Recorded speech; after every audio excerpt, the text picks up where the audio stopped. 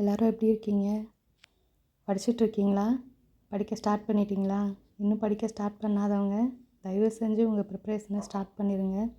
ஏன் இப்படி சொல்கிறேன்னு ஃபுல் வீடியோவும் பார்க்குறப்ப நீங்களே தெரிஞ்சுப்பீங்க. சரி, ஓகே. 2025 எக்ஸாம் தான் கிளியர் பண்ண முடியல. 2026 கிளியர் பண்ணிடலான்னு தான் என்னோடய ப்ரிப்ரேஷனவே ஸ்டார்ட் பண்ணேன். ரொம்ப இல்லைனாலும் ஓரளவுக்கு படிச்சுட்டு இருந்தேன். அப்போ தான் TET exam result January 30 night publish பண்ணியிருக்காங்க. ஆனால் நான் 31 தான் பார்த்தேன். பாஸ் மார்க் ரெடியூஸ் பண்ணியிருந்தாங்க. சரி, நம்ம குவாலிஃபைடு ஆகியிருப்போம் அப்படின்னு நினச்சிட்டு ரிசல்ட் பார்த்தேன். 75 எடுத்தால் குவாலிஃபைடு. நான் கரெக்டாக 74 எடுத்திருக்கேன். சொல்லுவாங்கள்ல, 1 மார்க்கில் தவற விட்டவங்களுக்கு தான் அதோட பெயின் தெரியும்னு. அதை நான் அன்னைக்கு தான் ஃபீல் பண்ணேன். ரிசல்ட்டு நான் பார்த்த அன்னைக்கும் நேற்றும் சரியாகவே படிக்கலை. இந்த இதிலேருந்து வெளியில் வரவே முடியல.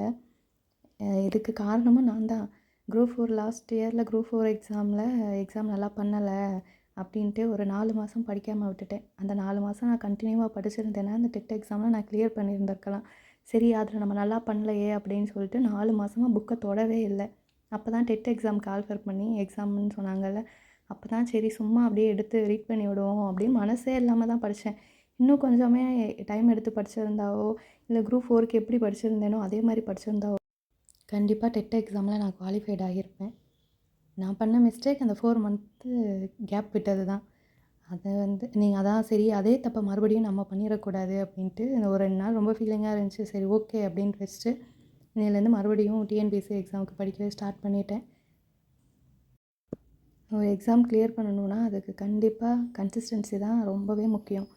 நம்மளால் டெய்லி ஒரு 5 மணி நேரம் 8 மணி நேரம் அப்படின்னு மற்றவங்கள மாதிரி படிக்க முடியலைனாலும் அட்லீஸ்ட் ஒரு நாளைக்கு 1 ஹவர் இல்லை 2 ஹவர் ஆச்சும் டெய்லி படிங்க. படித்தா கிளியர் பண்ணிடலாம். சரி, ஓகே, இனிமேல் நம்ம ஆல்ரெடி பண்ண தப்பை பண்ணக்கூடாது அப்படின்னு சொல்லிட்டு தான் நான் மறுபடியும் ஸ்டார்ட் பண்ணிட்டேன் படிக்கிறதுக்கு. இதிலேருந்து நான் கற்றுக்கிட்ட லெசன் என்னென்னா, ஒரு போஸ்டிங் வாங்குறது வரைக்கும் கையில் எடுத்த புக்கை திருப்பி வைக்கவே கூடாது. என்ன தான் மனசு கஷ்டமாக இருந்தாலும், என்ன தான் படிக்க முடியாமல் இருந்தாலும், உடம்பு முடியாமல் இருந்தாலும் கொஞ்சம் நேரத்துக்கு ரெஸ்ட் எடுத்துகிட்டு மறுபடியும் நம்ம டெய்லி கன்சிஸ்டன்சியாக படிக்கணும் அப்படின்றதில் மட்டும் நான் தெளிவாக இருக்கேன். நீங்களும் படிக்க ஸ்டார்ட் பண்ணுங்கள். இதனால தான் நான் ஸ்டார்டிங்கில் சொல்லியிருந்தேன். நான் ஏன் இப்படி சொல்கிறேன்னு இந்த ஃபுல் வீடியோ பார்க்குறப்ப உங்களுக்கு தெரியும் அப்படின்னு. இன்னும் ப்ரிப்பரேஷன் ஸ்டார்ட் பண்ணாதவங்க ஸ்டார்ட் பண்ணிடுங்க.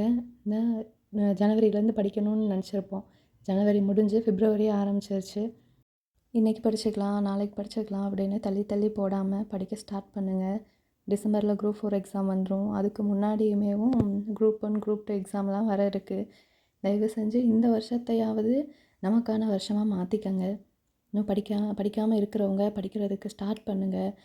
முடியலை, இவ்வளோ நாள் கேப் ஆயிடுச்சு அப்படின்னு நினைக்கிறவங்க சும்மா உங்களுக்கு பிடிச்ச எந்த சப்ஜெக்ட் உங்களுக்கு பிடிக்குமோ அதுலேருந்து ஜஸ்ட்டு ரீட் பண்ணி மட்டும் படிக்க ஆரம்பிங்க. கண்டிப்பாக இந்த வருஷம் போஸ்டிங் வாங்கிடலாம். உங்களுக்கு என்னோடய வீடியோஸ் பிடிச்சிருந்துச்சின்னா லைக் பண்ணிவிட்டு சப்ஸ்கிரைப் பண்ணிக்கோங்க. உங்களோட தாட்ஸை கமெண்ட்டில் சொல்லுங்கள்.